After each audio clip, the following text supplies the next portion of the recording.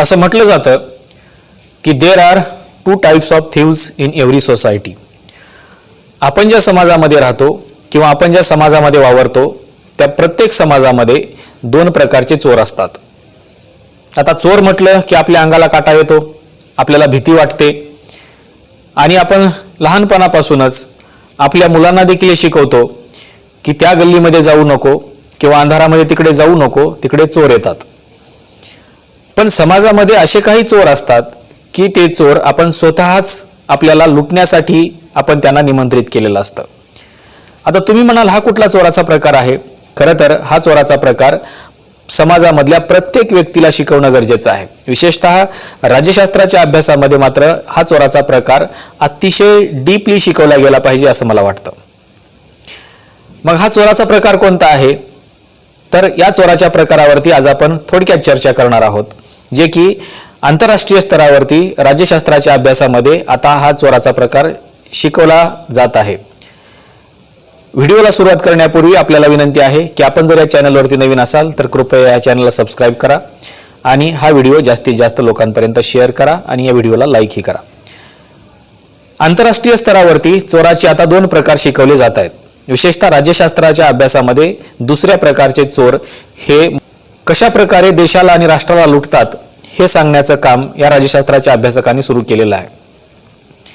आपल्याला माहिती आहे की आपण ऑर्डिनरी थीव्स जे आहेत किंवा ऑर्डिनरी चोर जे आहेत ते चोर आपल्याला कुठेही भेटतील. आपल्या गल्लीमध्ये असतील, आपल्या आजूबाजूला असतील, आपल्या बस स्टँडला असतील किंवा आपण जिथे कुठे आपण समाजामध्ये वावरतो तिथं तिथं तुम्हाला हे चोर दिसतात.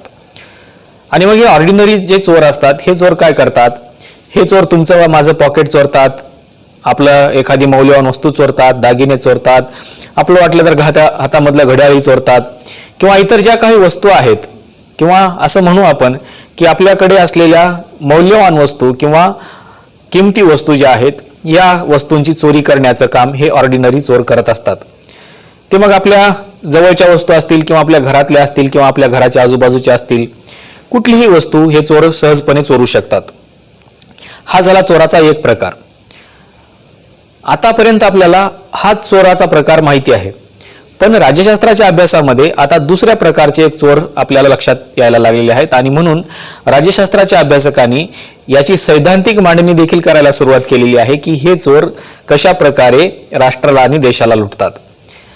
आता जे पहिल्या प्रकारामधले चोर होते, ज्याला आपण ऑर्डिनरी चोर असं म्हटलं, तर हे जे चोर आहेत किंवा ज्याला आपण सर्वसाधारण चोर असं म्हणतो, तर हे चोर जे आहेत हे समाजामधून निर्माण झालेले असतात. त्यांना कोणी घडवत नाही किंवा त्यांना कोणी आम्हाला लुटायला या असं म्हणून बोलवतही नाही. ते येतात, आपल्या मौल्यवान वस्तू चोरतात आणि निघून जातात, आपल्याला ते लुटून जातात. पण असे काही चोर आहेत ज्या चोरांना आपण असं म्हणतो की यस, आम्ही तुम्हाला चोरी करण्यासाठी निवडलेलं आहे, तुम्ही आमच्याकडे यायचं आहे, मौल्यवान वस्तूंची चोरी करायची आहे.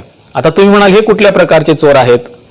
तर हे जे चोर आहेत हे चोर आहेत पॉलिटिकल थीव्स ज्याला आपण म्हणतो किंवा राजकीय चोर असं म्हणतो.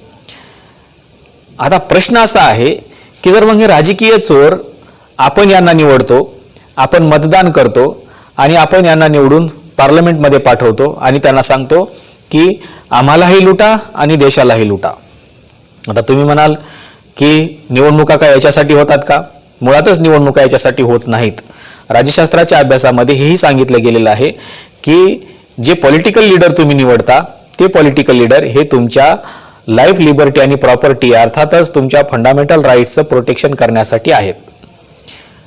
पण प्रश्न असा निर्माण होतो आहे भविष्यामध्ये आता की हे पॉलिटिकल लीडर जे आहेत किंवा पॉलिटिकल जे थीव्स आहेत किंवा चोर आहेत हे नेमकं काय करतायत? तर हे तुमच्या माझं पॉकेट चोरत नाहीत, तुमची माझी एखादी मौल्यवान वस्तू चोरत नाहीत किंवा तुमच्या माझ्या घरातल्या किंवा घराच्या आजूबाजूला असलेल्या कोणत्याही वस्तूवरती हे डल्ला मारत नाहीत.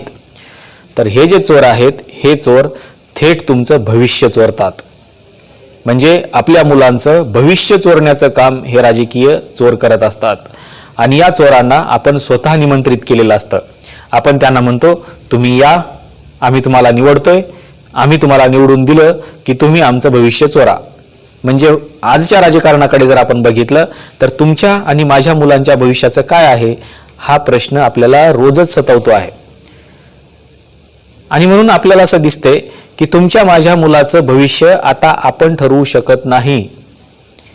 कारण आता तुम्ही नोकरीचा प्रश्न जर विचारलात तर नोकरीच्या प्रश्नामध्ये देखील आपल्याला असं दिसतंय की नोकऱ्यांचं खाजगीकरण होत आहे, शिक्षणाचं खाजगीकरण होत आहे, बँकांचं खाजगीकरण होत आहे, मोठमोठ्या ज्या शासकीय कंपन्या आहेत किंवा विमानतळ आहेत किंवा ज्या इन्स्टिट्यूट आहेत हे थेट विकले जात आहेत.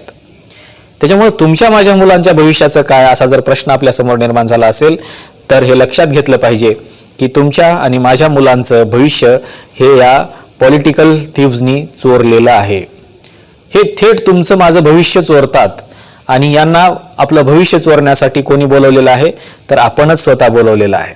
आणि म्हणून आपलं भविष्य चोरणाऱ्यांसाठी आपण काय म्हणतो, तुम्ही या आमचं भविष्य चोरा. आमचं भविष्य चोरण्याबरोबरच तुम्ही या राष्ट्राची देखील लूट करा, तुम्हाला कोणी काही म्हणणार नाही.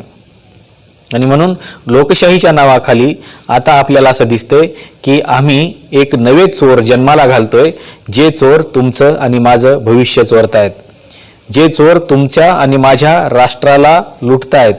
आणि हे चोर इतके निगरगठ्ठ झालेले आहेत की यांची चोरी उघड असते, पण हे मात्र कसल्याही प्रकारची भीती न बाळगता या राष्ट्रालाही लुटतात आणि तुम्हाला मलाही लुटतात, तुमचं माझंही भविष्य चोरतात आणि उज्ज्वल राष्ट्राचं जे भविष्य आहे तेच देखील चोरून हे चोर पसार होतात. आणि प्रत्येक 5 वर्षाला आपण त्यांना हे सांगतो की आम्ही तुम्हाला पुन्हा निवडून देतोय, कारण तुम्ही जे लुटताय आम्हाला, तुम्ही जे आमचं भविष्य चोरताय ते आम्हाला खूप आवडते म्हणून आम्ही तुम्हाला पुन्हा निवडून देतोय. आपण या गोष्टीवरती खरं तर विचार केला पाहिजे की खरोखरच आपण जे राजकीय लोक किंवा राजकीय नेते निवडतो, लोकप्रतिनिधी निवडतो, हे खरोखरच आपलं भविष्य घडवत आहेत का? खरोखरच या देशाचं भविष्य घडवत आहेत का? जर असं होत नसेल तर समजून घ्या की आपण एका राष्ट्रीय चोरांची निवड करतोय, एका राजकीय चोरांची निवड करतोय, जे तुमचं आणि माझं भविष्य चोरतायत, या देशाचं देखील भविष्य चोरतायत. चोराच्या या प्रकाराबद्दल तुम्हाला नेमकं काय वाटतं? आंतरराष्ट्रीय स्तरावर शिकवली जाणारी ही नवी थिअरी आपल्याला कशी वाटते हे आम्हाला सांगायला विसरू नका. आजच्या व्हिडिओमध्ये इथंच थांबूया. चॅनलला सबस्क्राईब करा, व्हिडिओ शेअर करा आणि व्हिडिओ आवडला तर लाईकही करा. असेच काही संदर्भ घेऊन आपण या चॅनलवरती भेटत राहणार आहोत. तोपर्यंत धन्यवाद.